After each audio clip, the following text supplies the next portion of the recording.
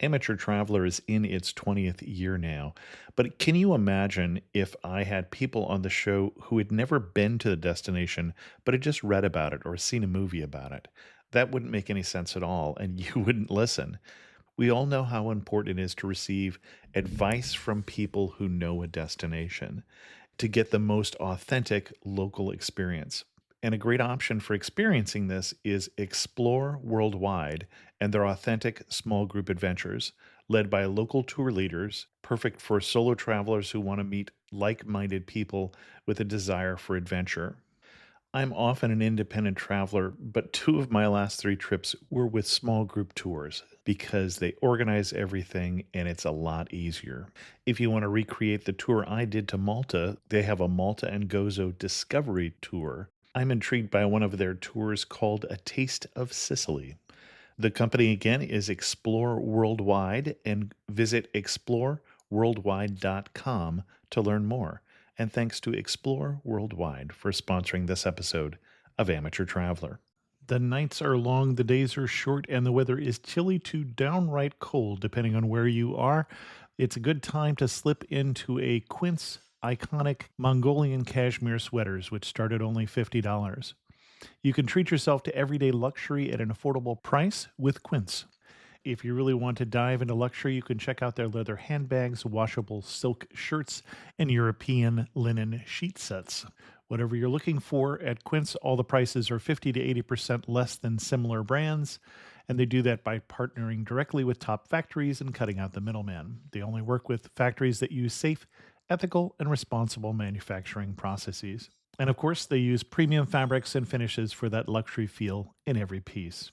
But you've already heard me rave about my Quince travel pants. Treat yourself this winter without the luxury price tag. Go to quince.com/traveler for 365-day returns plus free shipping on your order. That's QUINCE.com/traveler to get free shipping and 365-day returns. Quince.com/traveler. And thanks to Quince for sponsoring this episode of Amateur Traveler. Got my bags packed, I'm on a roll. I'm heading out there and I'm ready to go. I'm looking real good in my passport photo. Oh, no. Amateur Traveler, episode 645. Today, the Amateur Traveler will talk about ports and ancient ruins and monasteries, Pythagoras, Aesop, and John the Apostle as we go to the island of Samos and the region in Greece.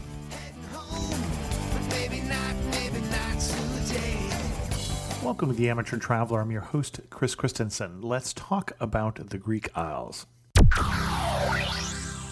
I'd like to welcome to the show Dan from the Zipping Around the World podcast from zippingaroundtheworld.com, who's come to talk to us about Samos in the eastern Aegean Sea, an island in Greece. Dan, welcome to the show. Thank you so much, Chris. Thanks for having me. Now, you pitched me Samos. Why are we talking about Samos? Well, Samos is probably an island that not many Americans, probably some Europeans have definitely heard of, but it's an amazing place that a friend of mine that I work with has a house there and his family's from there. And he and I have talked about it over the last 5 or 6 or 7 years. And I finally got there last summer and I thought, oh, what a great place to let the world know about, because it is just a fantastic island. Okay. And in terms of geography, we said in the Eastern Aegean, so we are east of the mainland of Greece and we're closer to the mainland of Turkey. We are so close to Turkey, it's about 1.5 miles away across the strait. So as you're sitting in southern Samos, you're looking at Turkey the entire time. Excellent, excellent. And why should someone go to Samos? I read that it has some of the best sunshine in all of the EU. It's just like any other islands that you'd want to go to. It has sun, it has some sand, not a lot of sand, a little bit of sand. Uh-huh. It has mountains. It's one of the forested islands in the Aegean Sea. So Okay. a lot of the islands are pretty arid, but if you get to the north side of Samos, it has great geography. It's 27 miles long by 8 miles wide.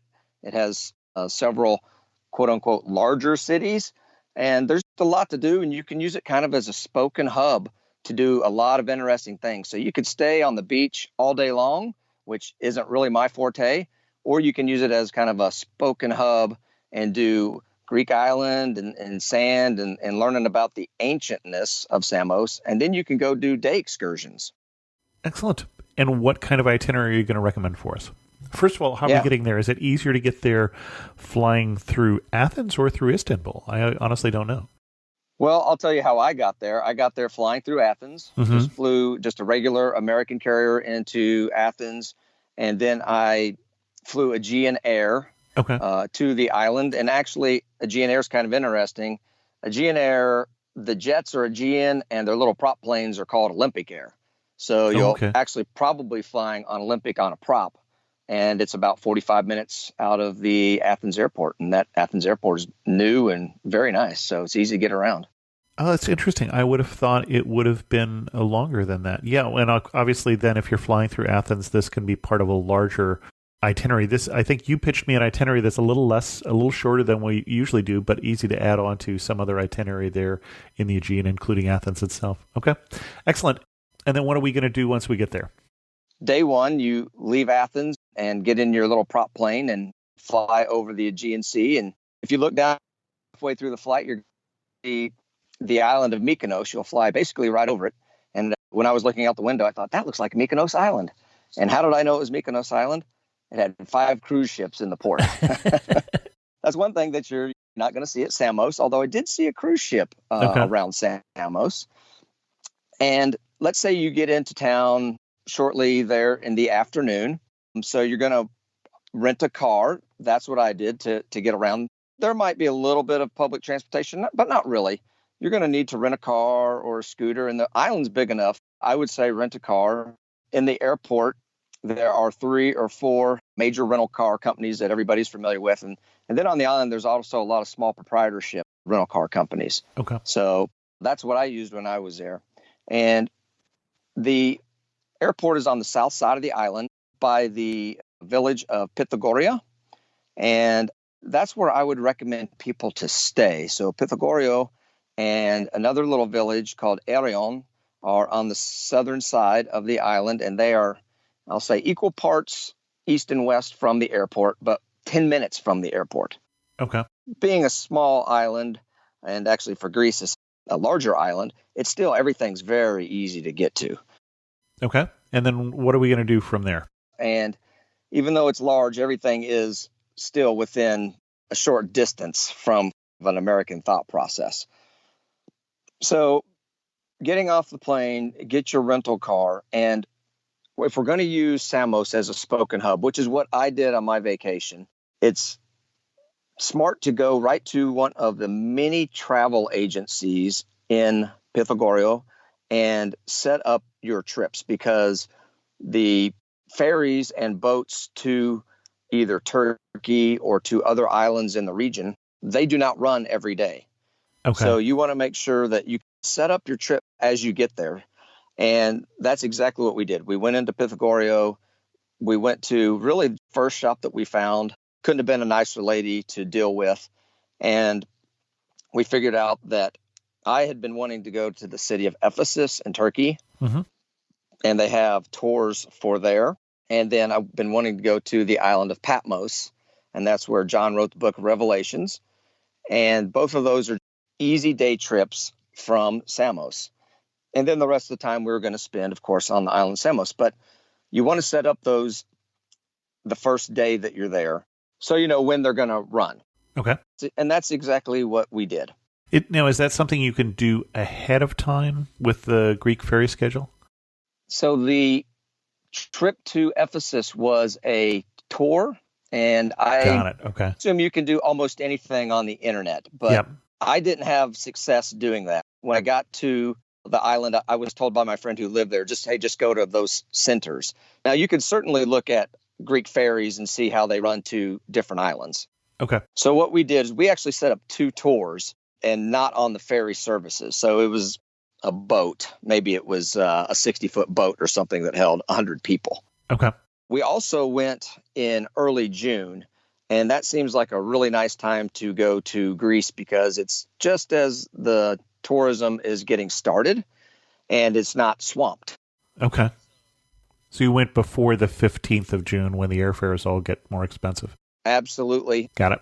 And it wasn't just crushed by crowds, which was very nice. Mm-hmm. And talking to the proprietors on the island, the best times to go to Samos is going to be after late April, because a lot of the stuff shuts down because tourism's kind of dead, and until the fall.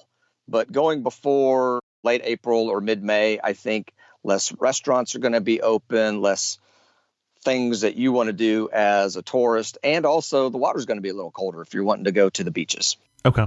Well, and you mentioned booking a tour to Ephesus. What we didn't say, we said it was off the coast of Turkey and that you could see Turkey from there. What we didn't say is the part of Turkey you can see is, 15 miles from Ephesus? I mean, you're really close. Ephesus is about an hour boat ride away, because you go to a port city and then you bus into Ephesus.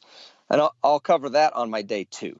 So still staying with day 1, we've gotten off our plane, we've rented our car. Now we have our tickets, and we've got our 5-day schedule laid out that we're going to stay on Samos. And of course, you can stay much longer depending on how much beach time you want and just how much island time you want. Mm-hmm. But then in Pythagoreia, there's a couple of things to do. And it's a relatively small village, but they do have an archaeological museum. And once you get there, there's parking on the outskirts of town. It's just a gravel parking lot, so that's free. And then you can walk around town and get across town probably in 10 minutes worth of walking. You can go to the archaeological museum that they have, spend your hour looking through very interesting history. Samos goes back in time to 7 BC, and you can see some of these archaeological finds as well, and I'll get into that a little bit later here in the show. Okay. And then after seeing the museum, I would just walk down to the port, and the port is, in my opinion, the best port in all of Samos. It's beautiful. There are small little fishing boats that are very colorful. They are teeny tiny, which is amazing to me. And the whole port is restaurants and bars around the whole crescent moon of the port. And it's very nice. So you can stop and relax and enjoy really the beautiful colors. There's also a sculpture in the port. So Pythagoreia is named after one of the most famous people from the island, Pythagoras. Oh. If anybody's done a little bit of math. Okay. The Pythagorean theorem, right? A squared plus B squared equals C squared. So another person of interest from the island is Aesop of Aesop's Fables. So this island has had many famous people throughout the world. Now, there is quite a few things around Pythagoras on the island, a lot of T-shirts about him. I didn't see a lot of things. Yeah, I didn't see a lot of things about Aesop on the island. Okay. But my buddy whose family's from there assured me that Aesop was from Samos as well. Okay. So you can go have a nice view of the sculpture. It's quite large, and it forms a triangle, and Pythagoras is kind of standing as one leg of the triangle. I mean, it's very nicely done, and gives you reason to stroll around the port. And also on one side of the island, there's also an early Christian basilica. They call it the Castle Church, and you can walk around those grounds as well. It's totally free. We didn't try to go into the church. And looking at comments online from what people say, they say it's more of a beautiful view of the sea because you're right there on the coast than something that, I got to go see the early Christian basilica. It's not that amazing, but just the area around it is very picturesque, as you can imagine. The water is incredible. And one thing around that, I'll challenge other people as you're walking around the grounds and you're looking kind of into the sea because it's up on a cliff. I could swear I saw a column laying at the shore of the sea.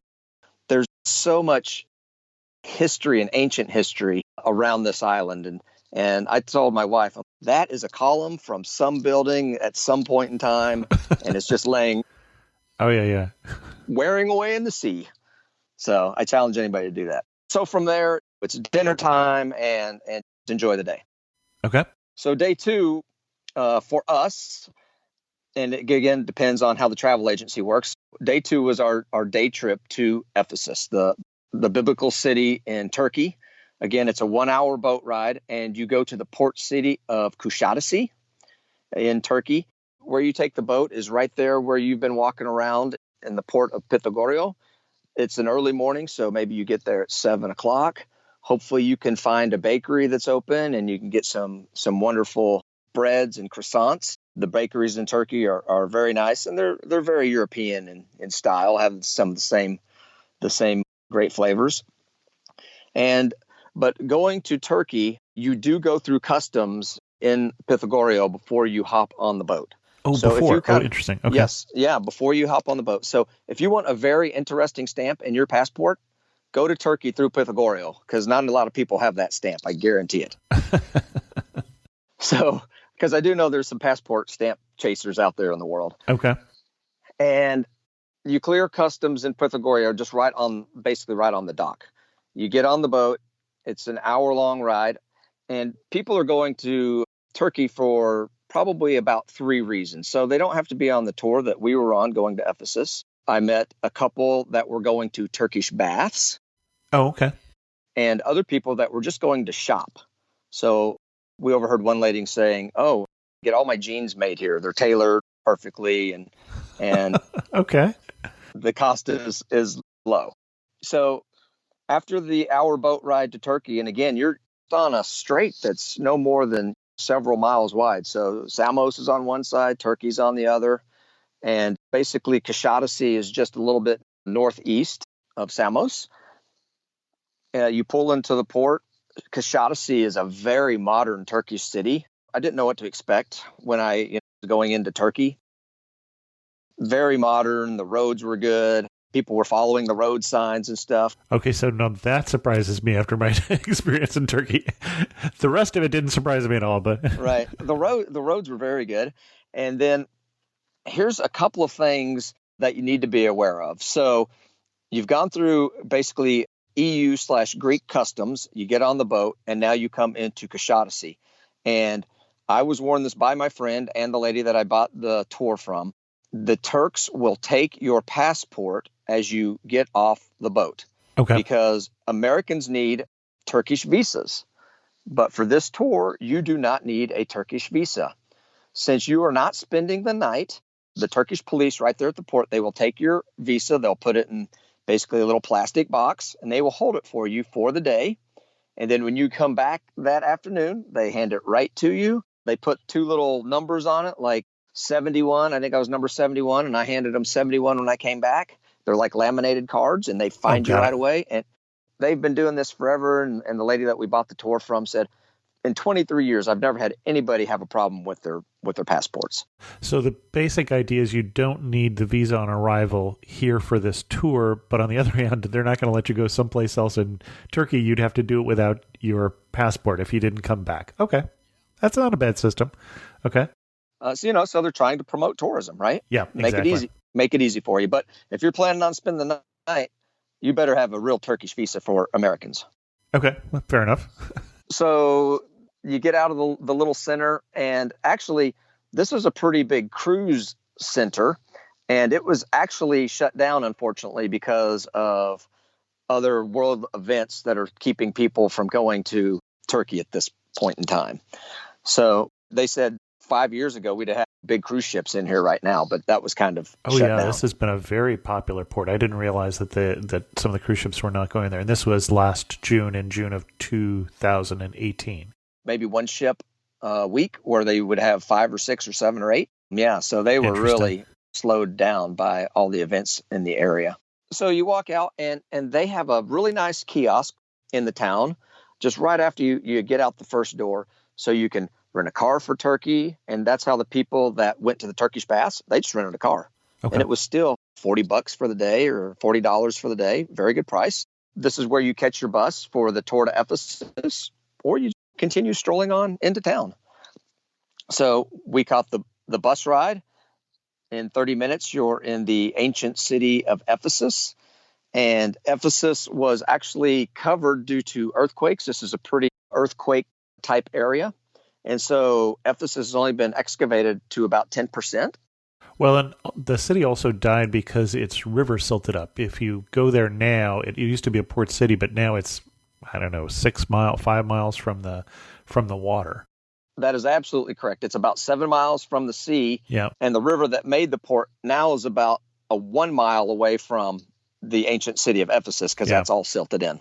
Yeah, so when the port died, the city died. And then eventually earthquakes covered it up. Interesting. So that's why it's only about 10% excavated. They'll drop you off at the top of the city, and then because you're on a tour and there's a bus, they pick you up at the bottom of the city, so you don't have to kind of backtrack, which is nice. And be careful, Turkey can be hot. It'd be good to have a hat that day or a little bit of sunscreen, because in the ancient city, they have cut all the trees out because tree roots damage excavation sites, as you can well imagine. So it's barren in that respect. And this city, the city of Ephesus, was very rich. Is actually like the financial center of Asia Minor back at turn of BC to AD. So anyways, you start at the top of the old city, and the first part of the city that's been excavated are the government buildings. And you can see where there were big, very large column buildings there, quite amazing for 2,000 years ago. It just amazes me how advanced this city was. And so you stroll down basically through a road, not quite the width of a road, but that kind of meanders down through the entire city, at least what they have excavated today. And then you transverse through an arch that they've rebuilt. Most of the things that they've rebuilt, it's 80% of the original material, and then they'll put a little bit of concrete with it to get it to stand up and stuff like that. And then you kind of go through this business district, I'll call it, with some merchant stalls, and you could tell the merchants live behind their businesses. Konnichiwa, I'm Yuki, a tour leader with Explore. Who knew that hidden among Tokyo's towering skyscrapers was a peaceful tea house surrounded by ancient trees and serene ponds? Actually, I knew. It was my mother's secret sanctuary. Not everyone knows about Tokyo's Hamarikyu Gardens. Arigatou gozaimasu. But you will if you explore. Search exploreworldwide.com. And don't just travel, explore. And then my favorite thing of Ephesus was the public bath. Okay. I would have thought you had said the theater or the library, but okay then. Those are awesome things. But the public bathroom was amazing because continually flushing. So they were so advanced that they had 5 water sources, 5 pipelines coming into the city. Got it. So the public bath is probably got enough space for 20 people in it, and always flushing, totally hygienic. Now, maybe the port wasn't hygienic over a millennia, but completely operational all the time. And they had fountains. You'll walk by fountains. So the fountains were always running. It amazes me that even 2,000 years ago and beyond, that they made terracotta pipe and figured out how to get water to their cities. And there's some things that I'll talk about later in Samos where you see the same thing. Yep. And that's kind of mind-boggling. They were a lot more clever than we give them credit for, what we think about people from ancient times. As you wind past these shops, then you do get to the massive facade of the library. And it is amazing, although while it doesn't fascinate me as much as the bathroom, it is a sight to behold. And if you see pictures of Ephesus, you're going to see, like you said, you're going to see the facade of the library, or you're going to see the amphitheater. Both are impressive. The facade of the library is rebuilt with about 80% of the original stone. And you go behind the facade and there's really nothing there. They haven't excavated much behind it. Facade, yeah. Yeah, correct. They did say that all the scrolls that were housed in the library, they did burn. So they really have nothing remaining from the manuscripts of the library, which is unfortunate. Uh-huh. Many people would say that this is the highlight of Ephesus. One interesting fact is, and there's a little plaque, if you look hard, on the marble steps going up into the library, there is a Jewish menorah etched in one of the steps.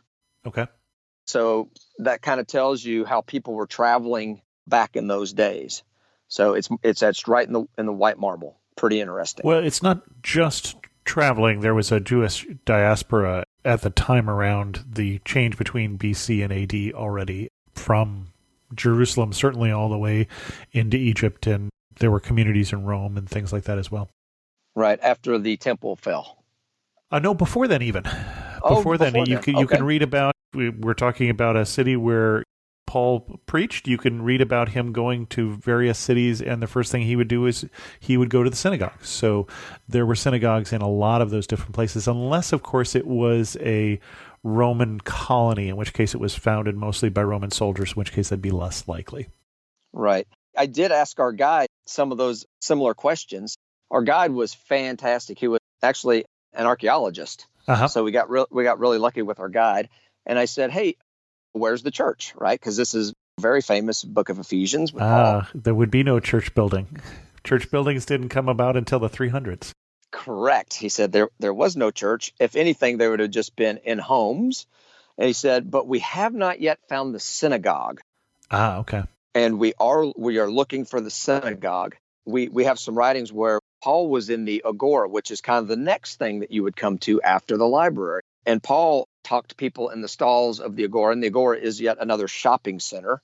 And I said there was already these merchant sites up the hill, and I would think they might have been maybe higher end shops, and the agora for more of the common folk in his acreage, where the other shops. My understanding was there were two agoras, one for commercial and one for state business, but I'm just getting that from Wikipedia, so that is not definitive. At least divided in that, because the other ones were up by the government center, and the other agora is more what you would think of if you've been to the agora in Athens. It's much more open and more acreage. Well, and you say in Athens, and it's probably useful for people to know who aren't up on their ancient history. So two things. One is that the reference to Athens is appropriate because this is not a Turkish city. The Turks aren't here yet. The Turks are still out on the steppes and will invade later on, but this is, at the time it was built, a Greek city, part of the larger Greek world. And then also the other building that you didn't see, because it's not even there anymore, but used to be best known for, was the Temple of Artemis at Ephesus, which was one of the seven wonders of the ancient world. But it's the site of that, and there's not much there, as I understand, is outside of the archaeological park where you were, and it doesn't look like there's much to see there. A couple columns standing. Yeah, they didn't point that out. That's for sure. So after the agora is the massive amphitheater, and that is really a sight to behold, especially thinking about how long ago it was made. I mean, it's not as impressive as the pyramids or anything like that, but a very large theater. And they did say, interesting enough, that they used to have some rock shows there, like Elton John had performed there before.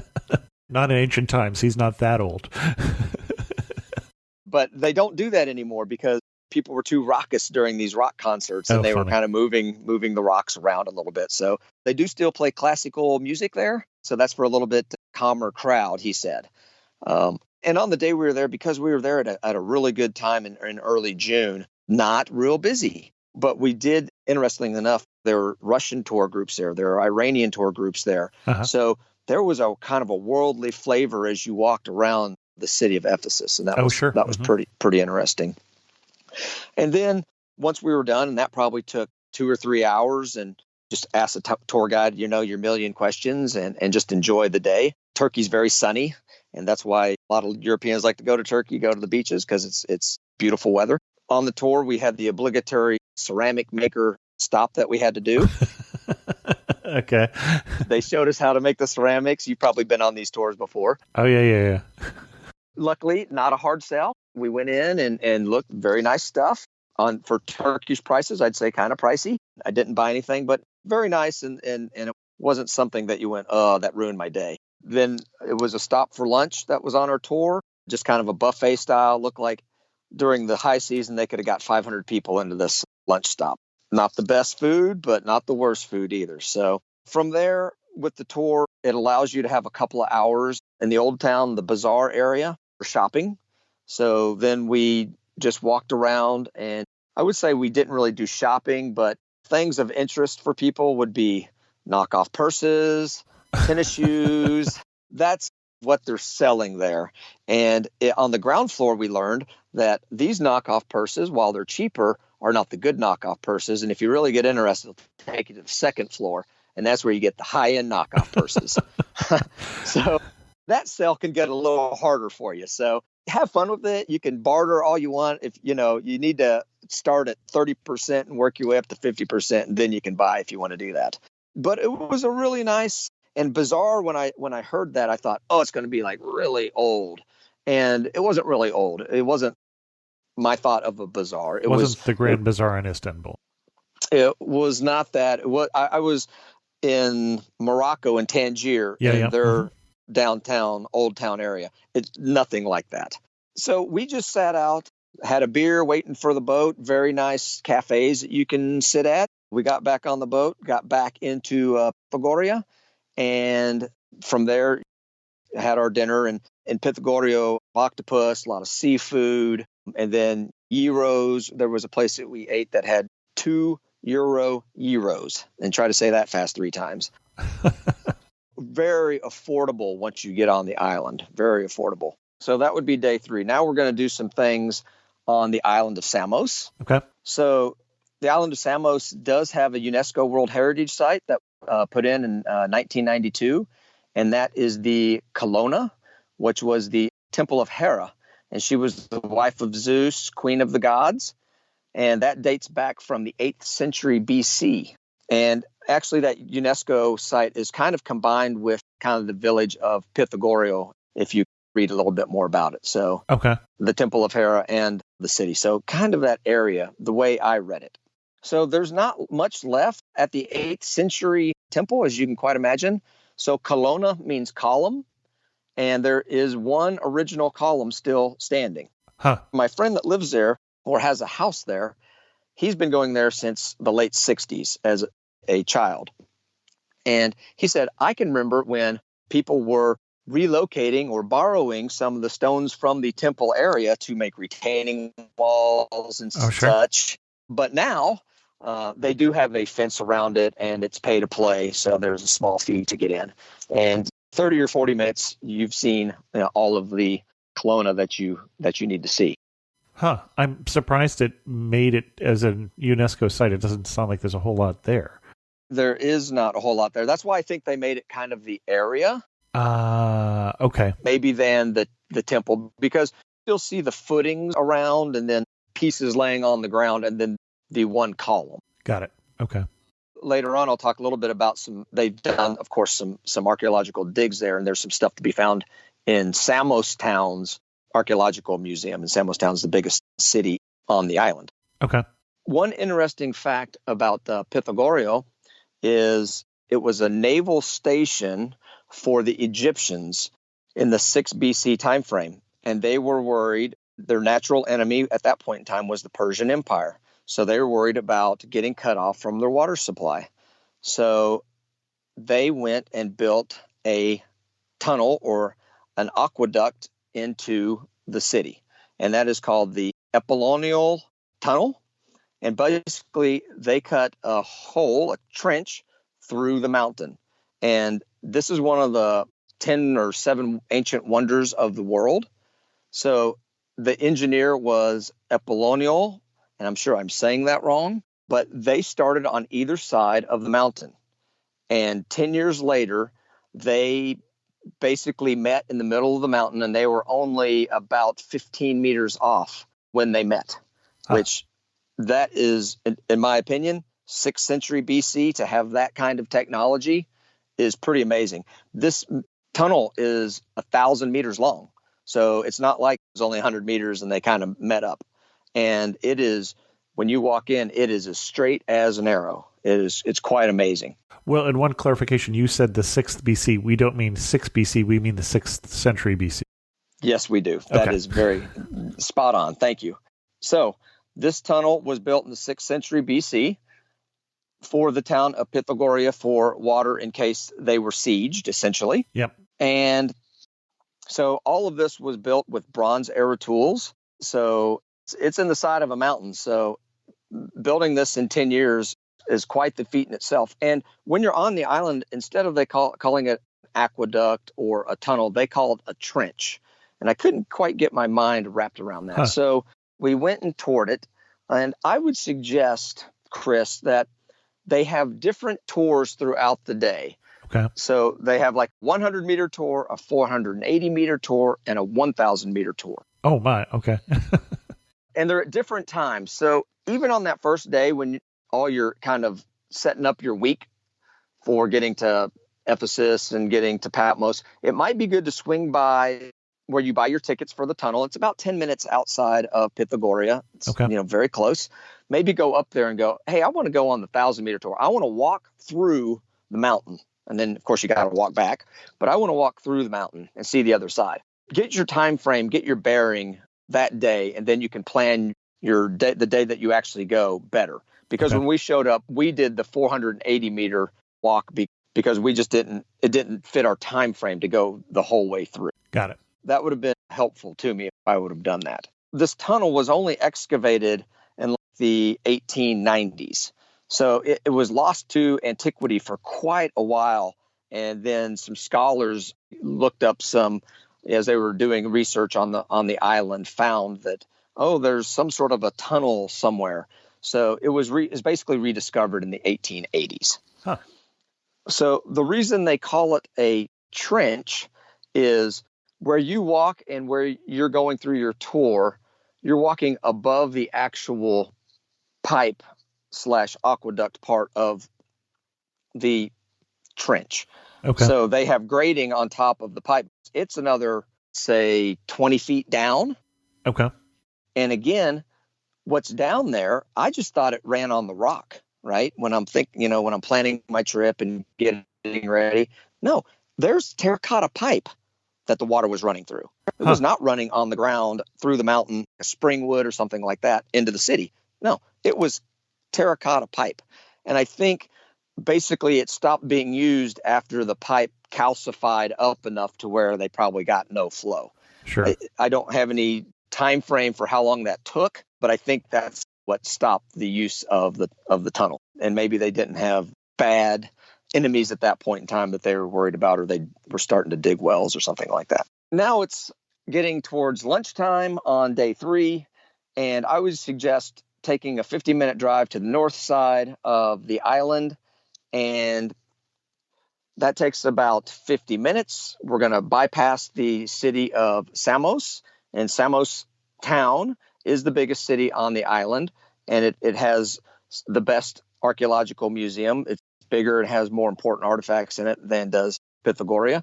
But we're just going to bypass and we're going to go right to the mountain village of Monolates for lunch. And this was based on my friend's recommendation, and he couldn't have been more spot on. So you've got to be good with a standard transmission, Chris. You're doing about 10 or 15 switchbacks straight up the mountain to get to this little bitty village. Okay. This village was famous because Bill Clinton visited it when he was president of the United States. A friend of his from Oxford grew up there. So he and Hillary went to visit him there when he was president. I don't remember that trip, but I believe my friend. Monolates is a little artsy village, and the streets, and I'll put that in air quotes because it's large sidewalks that were probably made for donkeys to walk on. Sure. Nothing more than that. And my friend told us to eat at a restaurant called the Lucas Tavern. And if you look on Google Maps, it's spelled Loukas, Lucas Taverna. And as you're walking through the city, it's on the back side of the little village. And you're walking, and Lucas is spelled like Lukas. It's spelled about 3 different ways as you're walking back towards this restaurant. So just keep walking. If it looks like it says Lucas, just keep walking. But it amazes me. And Greece is really known for having different towns written in different ways. Even Pythagoria, you'll see written a couple different ways. The little village of Arion is written in different ways. It'll be written in kind of an English text and then a Greek alphabet text. And this is a big German resort island. So some things will be kind of Germanish written, if you will. You got to go with the flow on that. But I would definitely go to this restaurant. Service will be slow, and mom and grandma are cooking in the little restaurant. You can see them there with their aprons on. It overlooks the Aegean Sea. You're very high up here, one of the highest areas on the whole island. A beautiful view. There's fig trees. There's some citrus trees. You might be able to hear a goat with a bell around its neck in the background.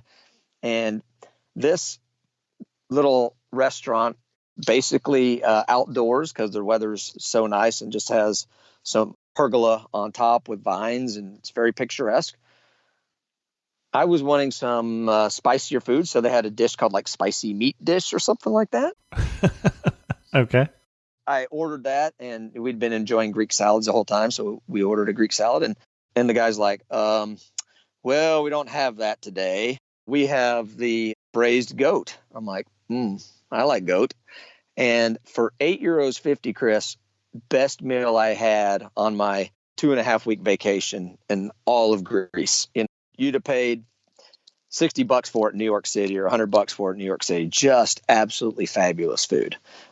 But you're going to eat what they got there that day that's fresh, I guess is what I'm trying to say. Yeah, they have a bit of a menu and, probably have 20 things you can choose from. But my guess is on any given day, there's 5. Okay.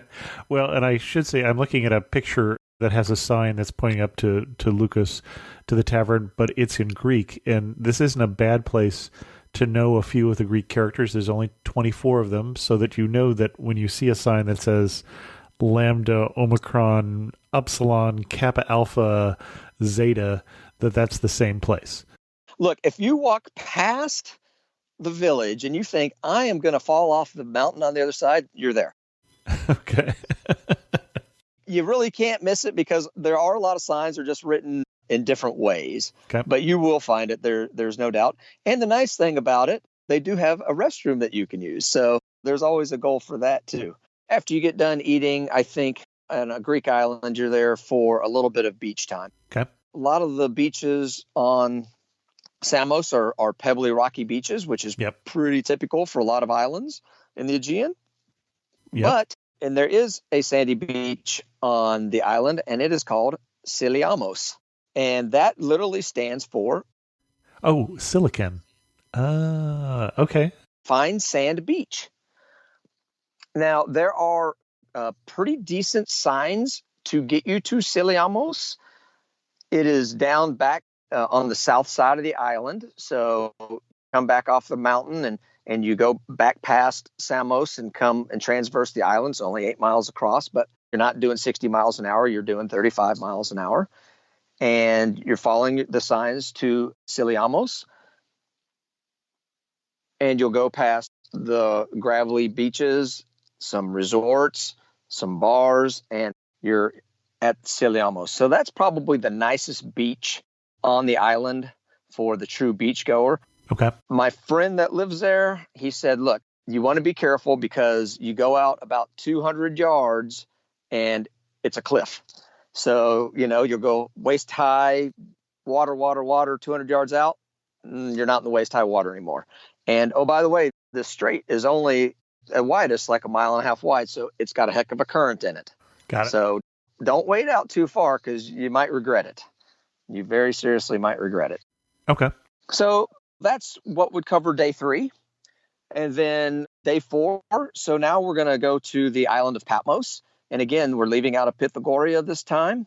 When we went, we actually took the high-speed ferry because what happened to us was we booked the tour and not enough people were on the tour. So we're not there in high time and they canceled the tour on us.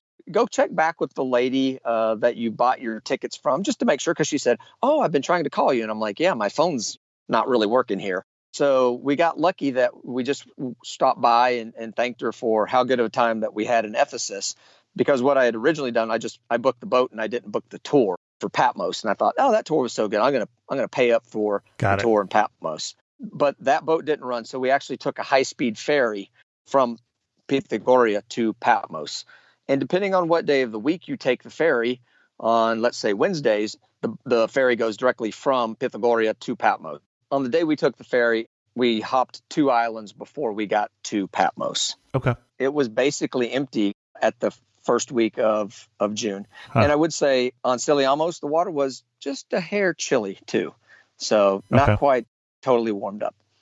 So you get to Patmos. It's a smaller island. About 2,500 people live on the island.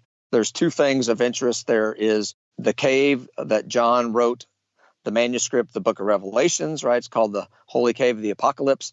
And there is St. John's Monastery on the island. Okay. One slight correction there, and just I have to do this because I do a Bible study podcast. It's the Book of Revelation. There's no S at the end. Okay. At the port where you come in, there's several options. First of all, if you take a tour, which we could not and did not, there is a taxi stand right there. There is a bus stop right there as well. Okay. We were a little stretched for time. And with the bus takes you to the monastery, but not to the cave. And is the cave not near the monastery then? It is, but it is halfway down, I'll say, the mountain/hill. Got it. And the roads are narrow with no shoulder on them. So you would have to, if you take the bus, you would want to go to the monastery, do the monastery, and then walk down to the cave. And then probably at that point in time, you may as well walk down. You're kind of halfway down. Got You it. may as well walk down to the port. We didn't have that kind of time because I would say you need to allow yourself 30 minutes down to the cave, 30 minutes down to the port, or even longer because the winding roads, it's not a long way, but you're meandering the whole way as you work your way up the small mountain. So what we did is we got a taxi, and basically for 30 euros, he took us to the cave and he waited on us as we visited it. And then he took us to the monastery. And then basically he left and said, hey, I'll pick you up at this time. And he came and picked us up and then took us back into the port. So that's kind of some logistics that you can use for the island. Okay. Another thing that you could do is you could rent a scooter. And that's what I was going to do. And I forgot my international driver's license. And Greece is actually one of those places that you need an international driver's license. I have never needed one until the last trip I was in Japan. I needed one to rent a go-kart to drive through the city, but that's a whole different story. And we say an international driver's license, we're talking about an international driver's permit. And in the U.S., you can get them at AAA. And only one other place. There's only 2 vendors who are authorized to sell you one. If you're a AAA member, you can get one for free. Otherwise, you have to pay. Correct. And actually, I have one in my little town here that I live in. So it works out really well for me. It's pretty easy. And when you were talking about the monastery, this looks like a fortress here up on top of the hill. Yeah, it is quite large. Now, what you visit is actually pretty small because it's kind of does look like a castle/fortress. A lot of that is when you get in, it's the living quarters of the monks. So there's a church inside of that, the living quarters of the monks. I'm sure at one point in time it was absolutely a protectorate as well for the monastery. It was, yeah, mostly against the piracy from the Turks, from the Seljuk Turks. Okay. Yeah, again, not that far from Turkey. Right. Well, and the Turkish pirates for years were going all over the Mediterranean. They owned the Mediterranean in many ways for centuries. Okay. So again, Patmos is famous for John writing the book of Revelation, and that was around 95 AD. And then the monastery is circa 1088. That's about when it was built. Oh, interesting. Okay. Yep. And so the cave where John was exiled, because he was exiled to Patmos, the cave in the 12th century, the interior of it was decorated with frescoes. And this was about the time that the monastery was starting to take care of it. And basically now the cave is a church. So think about kind of a church being built around the cave. And Sure. The cave is where the altar is. And I would say you could get 16 people in there for a service. It's very small. Yep. It's very small. And then we listened to a tour while we were in there. I was just listening, just overheard. And there's a place at the top of the cave, and you can put your hand there, and it's where 3 rock formations meet. And they were saying that that's a representation of the Trinity, right? The Father, Son, and the Holy Spirit. So, and you're allowed to touch it. A lot of times you can't touch anything or do anything. Right. So that was kind of interestingly symbolic. And no pictures in the cave. So you can't take any pictures in the cave. So okay. You can take them before you walk in and stuff, but no pictures are allowed in the cave. So that probably took us 45 minutes. As you can imagine, it's a very reverent place. So you can't be having your bathing suit on or anything like that. They're not probably going to allow you in. And then the taxi took us up to St. John's Monastery. And like I said, it consists of a small church. I think it was €4 to get in. Most Greek Orthodox churches of any age are relatively small. They are not big, massive Catholic cathedrals. Uh-huh. These are not big congregations. The island's only 2,500 people, and you got to go to the top of the hill. There's not a lot of room for a lot of people. Sure. One of the most fascinating things with the monastery is they have a small museum, and generally I get museumed out on all my trips throughout Europe, but smaller ones I do like because you can get through them in a reasonable amount of time. This one was fascinating because back behind kind of where the security person was sitting, they claim to have the oldest manuscript from the book of Matthew from the late 5th or 6th century. Huh. And it's not the entire book of Matthew. It's only about 4 or 5 pages, and it's actually written on animal parchment or animal skin. Okay. Vellum. Yeah, vellum. So it looked very delicate, almost translucent a little bit, but very, very interesting. And I would highly recommend anybody go find that goes to the monastery and to the museum. Also in the museum, all information was in English, several languages, but Yeah. they had English. So that's very much appreciated as an American tourist. Sure. As you said, the monastery, it looks like a fortress. It's on the highest point in the island, so it has great views. As you're coming into port, it's the obvious thing on the island, so you can get some nice pictures of it. And then up in that area, there are some 2 or 3 really nice souvenir shops that you can visit as well. And there's plenty down in the port because it does have some tourism because of those two, the cave and the monastery. Sure. Also, Chris, it would be easy to spend the night there from Samos if you wanted to. You wanted to just spend a little bit more time and just more leisurely. We were a little quicker probably than we'd like to have been. So there's hotels. There was a pebble beach in the port that you could sit on the beach if you wanted to. There's restaurants down on the port. Absolutely no problem spending the night there.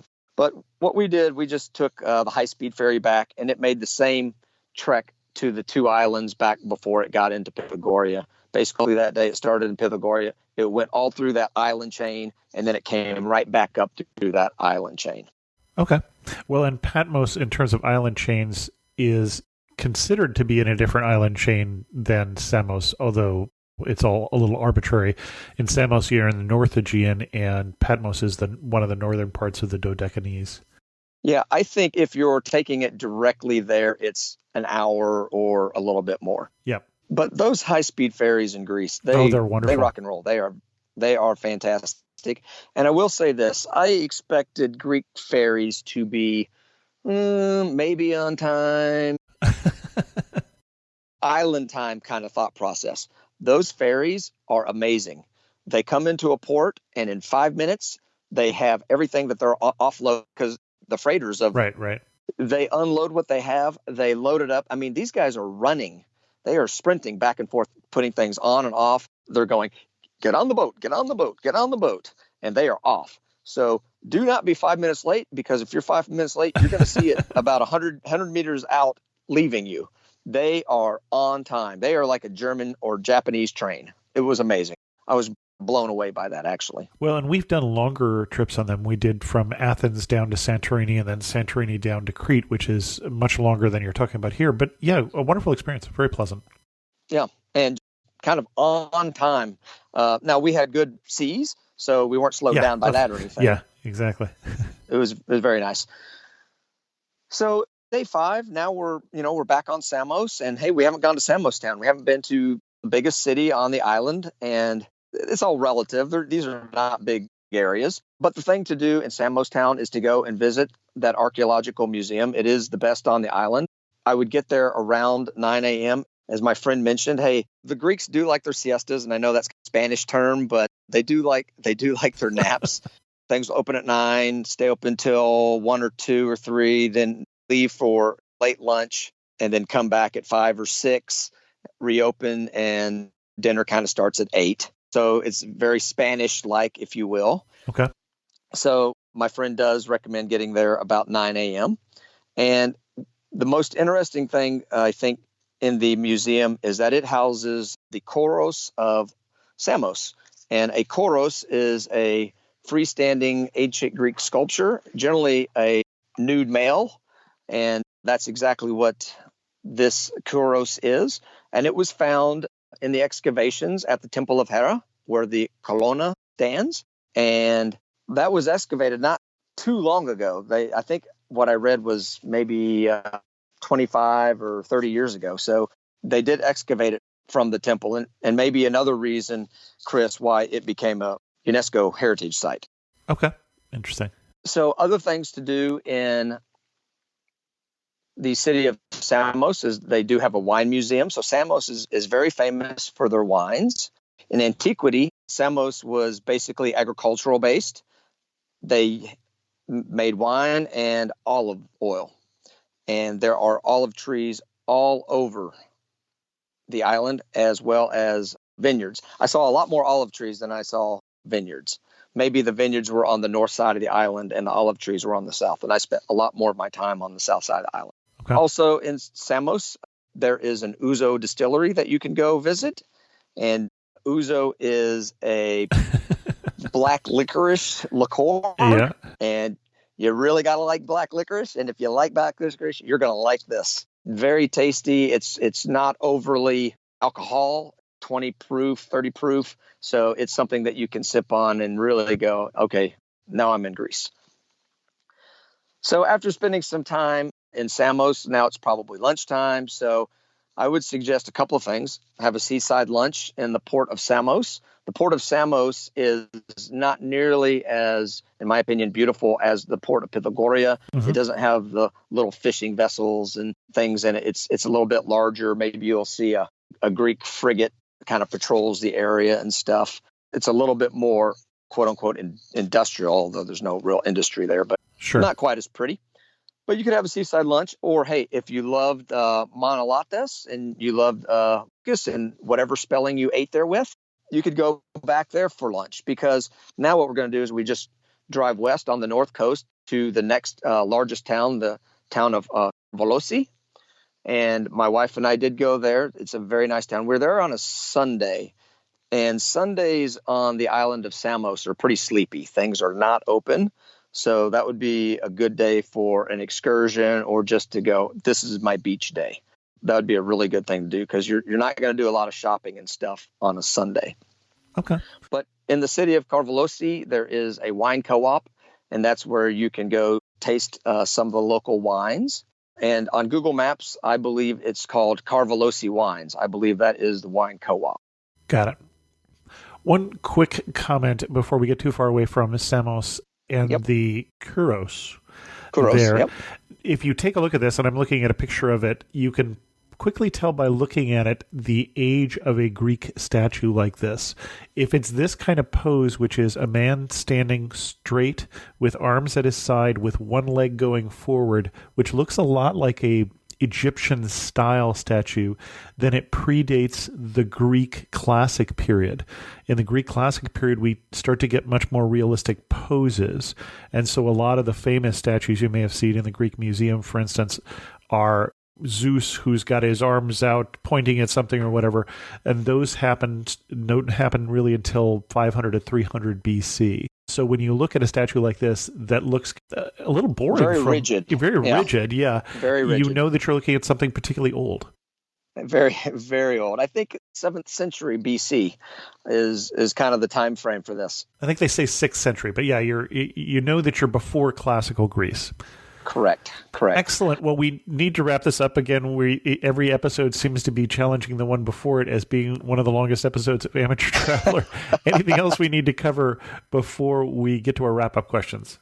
Other things that you could do in Samos, there's diving, there's a dive shop in Pythagoria, there's horseback riding. There's actually a cave of Pythagoras. He was exiled up there a little bit because he was a free thinker, and free thinkers back in those times weren't overly loved. I asked my friend about going there, and he looked at me and said, it's a cave. So it wasn't on mine. In the ports, there are things to do with the different boats. People are offering snorkeling, picnic, sightseeing, swimming excursions. A lot of things to do there that you would never have to leave the island if you didn't want to go to Patmos or if you didn't want to go to Turkey. And yeah, there's also some monasteries in the hills that are open to the public and dress conservatively, and they're very welcoming to you. Excellent. getting to some more wrap-up questions. You're standing in the prettiest spot in Samos. Where are you standing and what are you looking at? I'm in the port of Pythagoria, and I'm looking at the beautiful fishing boats and enjoying that Turkey is just about a mile and a half away from me. Okay. And one thing that makes you laugh and say only in Samos. A city can be named 3 different words, and it all means the same to them, but you can't figure it out. Or the same with the restaurant. Okay. And if you had to summarize Samos in this little corner of the world in 3 words, what 3 words would you use? I'd use affordable, ancient, and sunny. Excellent, excellent. Our guest again is Dan from the zippingaroundtheworld.com podcast. And Dan, I see that you have covered your trip to Greece on the podcast, except you did it in 6 episodes, I think, or something like that. I covered my entire Athens to Samos to Santorini back to Athens. Yes. Excellent. Well, maybe we'll send people off to that if they're looking more for what to do while they're in that region. Dan, thanks so much for coming on Amateur Traveler and sharing with us your love for Greece and your love in particular for Samos. Thank you, Chris. In news of the community, I heard from Mari, who had some feedback about the show we did on Barcelona a while back. This is episode 501. She's a little disappointed because she felt that the episode was extremely touristic and not where she would take her visitor friends around to see. But she did have one correction, was that our guest said that the word cagatillo was translated as, and I'm going to loosely say crappy uncle, but tio here is apparently a Catalan word and not a Spanish one, and so therefore the name of this restaurant translates as crappy log. Still doesn't sound like a restaurant I'm necessarily going to want to go to, but thanks for the correction, Mari. I'd like to ask you a favor. I'm in between contracts right now, and Amateur Traveler doesn't really pay the bills, so if you're booking travel anyway, and you appreciate the Amateur Traveler, if you could go to one of the links on Amateur Traveler under Book Travel or under Deals, it will cost you no more money to book through that link, but will make some money for Amateur Traveler and help support the show. You can also go to shortcuts like amateurtraveler.com/Expedia, amateurtraveler.com/hotels.com, and those will redirect you to an affiliate link that will also support the show. If you can do that, I appreciate it. Thanks. And with that, we're going to end this episode of Amateur Traveler. If you have any questions, send an email to host@amateurtraveler.com, or better yet, leave a comment on this episode at amateurtraveler.com. And thanks so much for listening.